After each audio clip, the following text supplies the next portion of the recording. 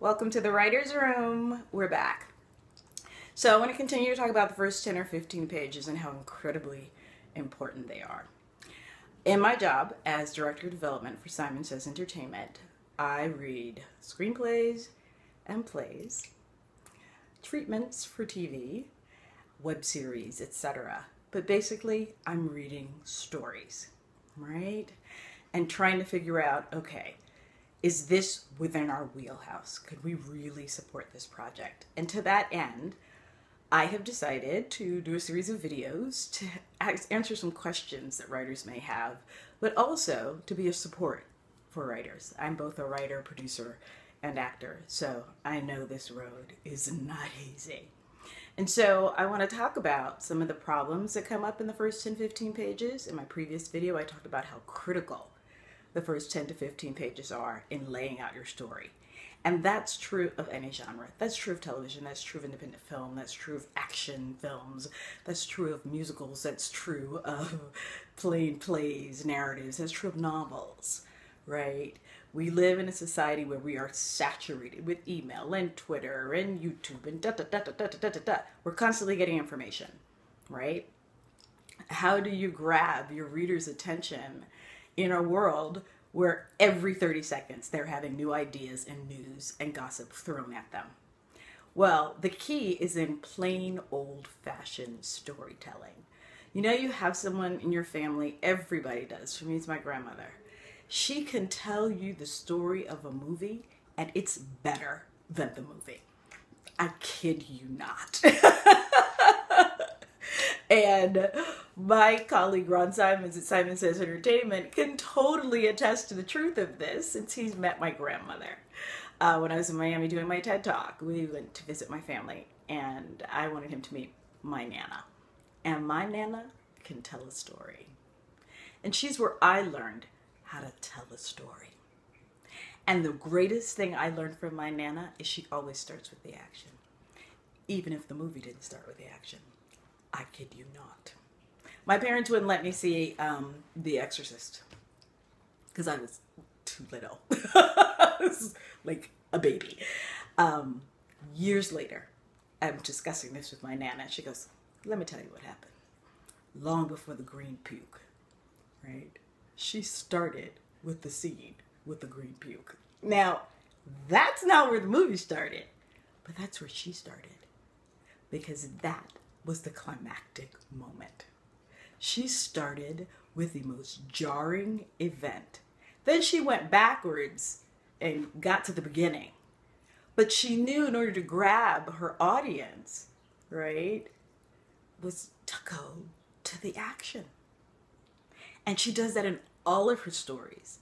Most of my writing is based on stories that she told me because she is a phenomenal storyteller. And I think that's a gift that she gave me. Either that or I'm just stealing it from her. But I always start with an event and a really jarring event, right? I think of the play Jerusalem that was on Broadway. The opening scene, a little girl comes across the stage, the curtains are closed, she sings like a little fairy, and we're not aware of it at the time that the song is sort of an old fable that's telling us the story that we're about to see, but we're struck because this very rare event in a huge Broadway house is a little girl in plain clothes crossing the stage, singing, not like a legit singer, but like a normal person, you know, an old folk song, blank stage. You know, she could have been from the audience, right? It's a very unusual event. And then as she finishes the song, the curtains open and we are in the middle of a rave. Now, we don't know what the story is about. Every review I read, nobody could really tell me what the story was about. You don't know yet what the story is about in the first 5 minutes. But I bet you this, you are riveted because the story began with unusual, active events. So the first thing I always ask someone when they want to pitch something to me is, have you told the story to someone? Well, no, I'm writing it, it's in my, nah. What is the story? Well, not that there was a woman and there was a dog. Start with an event, right?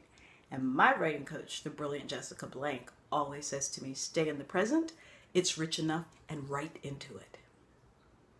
Meaning, instead of telling me, well, once upon a time there was a little girl and she lived in this house with these other people and her father had died and the people there, she wasn't sure if they were her foster parents or not, and she had a lot of work to do. Who cares? That's 1,000 little girls. But if the scene begins with this little girl, about 6 years old, in a ragged dress, but she's totally beautiful, scrubbing the floor, a woman walks in and kicks her, we're in the story. And then what ensues is the little girl's attempt to get out of that room and get away from the woman that's kicking her. And the woman is kicking her and telling her why she's kicking her and trying to get something from her.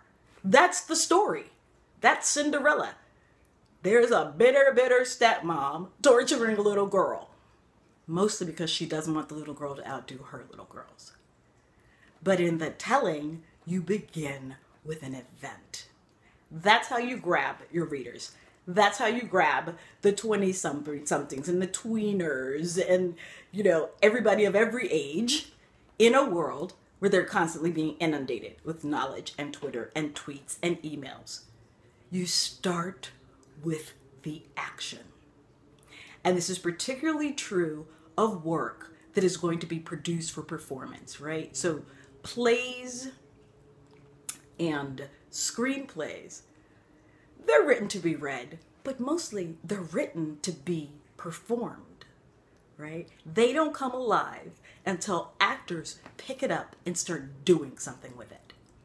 So as a reader of your work and you want to grab me, let somebody start right into the action. Don't worry about backstory. If the events are active enough, if the stakes are high enough, I will follow the story. I will. I will care about the people because you're not telling me to care about them. You're showing me why I should care about them. That's the most important thing that needs to happen in the first 10 to 15 pages in a play or a screenplay or a web series or a TV script. What is happening? Right into it. Begin with the event, the climactic event. It doesn't have to be the ultimate climax of the entire story, but it has to be so juicy, so fertile, that it keeps me locked in, right? I'll give you another example. I talked to you about my Nana. My Nana. I love my Nana. She's fantastic, right? And I was having trouble writing the second play in my trilogy of Miami plays, which are about my great-grandmother and my grandmother. And I knew what the story was about. I knew it was going to be about their relationship and what they struggled with and mothers and daughters, blah, blah, blah, blah. Who cares? But if you start with the event, and I spent 2 years writing backstory, and then in 1926 she went here, and it was a hot, stormy day in Miami. Nah, nah, nah, nah. That's not what got people interested when I started telling them about the story. Not, I have a sassy grandmother from the 20s. She used to run moonshine and talk to the spirits, and she married some crazy Cuban high priest. Okay, that's sort of interesting. But if I tell you a story that actually begins like 2/3 into the play, you're in it. And here's the story. It was told to me by my Nana and by my uncle. I think I was 12, maybe 11. I wasn't supposed to be hearing the story. It's one of those, you're supposed to be over there playing and the grown folks are talking around the table while they're preparing dinner. Yeah, I heard the story. I wasn't playing with the baby alive. And here's the story.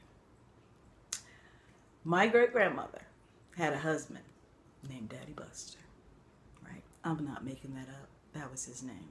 I wish I could have thought of that character name. And Daddy Buster was chocolate and dark skin, and they ran moonshine, they ran a boarding house, and they ran numbers. One particular day, Daddy Buster comes in to the establishment. My great-grandmother Celia is wiping down the table. And she says, Tim, where you been?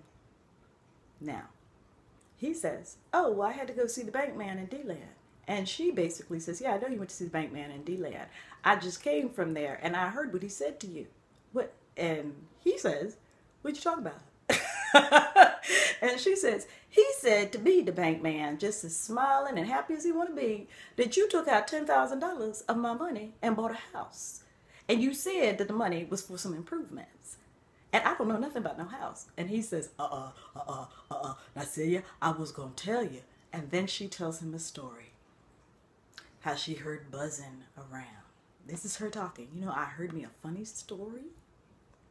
I went around the corner to the other house, the freestanding house in Goodbird Alley, and I knocked on the door, and this woman came to the door, and I looked at the house that my money had bought, and I looked in her face, and she was white as the day was long. Okay? Could have been Myrna Lloyd, but when she opened her mouth, she was a black woman. And standing at her feet was a little white baby black child that looked just like my husband. And then she walked around the corner as she was telling this story, took out a can of gasoline, poured it in his lap, went back around the corner, tried to light a match and said, God damn, I want to light you up. But I done got all this gasoline on myself. I can't do it without burning my damn self up. He runs out the door. She pulls out her gun, stands in the doorway, shoots him and says, damn, I missed. 2 days later, she goes to the hospital, 2 garbage bags in hand with his clothes in it. Goes into his hospital room, puts the garbage bags down. He jumps and gets ready to call the doctor. She says, don't worry, I ain't gonna kill you. I done shot you. I was aiming high in your thigh, but I done shot you. And walked out. That's the story. That's not at all what the play is about. But when I put that story on its feet, everybody wants to hear the rest of the story. You can work backwards from there. Right? Right into the action. And I would suggest find a friend and tell them this amazing story that you're dying to tell. Not who it's about, right? I spent exactly 15 seconds telling you who the 2 people were in the scene. And then we got down to what happened in the scene. End the conversation. Guns, gasoline, liquor stores, the whole 9. Right into it. Trust that we will go with you if the stakes are high.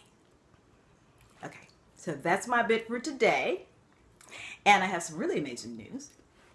I've decided to do a free teleclass. It will be 90 minutes. It will be this coming Thursday at 6 p.m. So all you have to do is sign up for the Writer's Room, and you will get the dial-in information the day before the call, and you can join us. I will talk about the first 10 to 15 pages. I will talk about Simon Says' submissions process and what we're looking for. I will talk about some of the trials that you have specifically as a playwright. Getting your play started, getting it seen, getting it into developmental labs. I will talk specifically about screenplays and those first 10 to 15 pages and how to solve problems around being expositional and getting right to the action and staying in the present. Okay? And then I will take questions. I will be at your disposal for 90 minutes. There is a cap on how many people can sign up for the call. So I suggest you go to the Writer's Room right now and sign up. If you cannot make the 6 p.m. time this coming Thursday, we will send you the recording of the call. How sweet is that? But only if you sign up, right? So this will be limited to participants of the Writer's Room, writers who are really committed to this process and ready to take advantage of some of these opportunities that I'm providing. Yes, I look forward to it. I'll talk to you all soon. Bye-bye.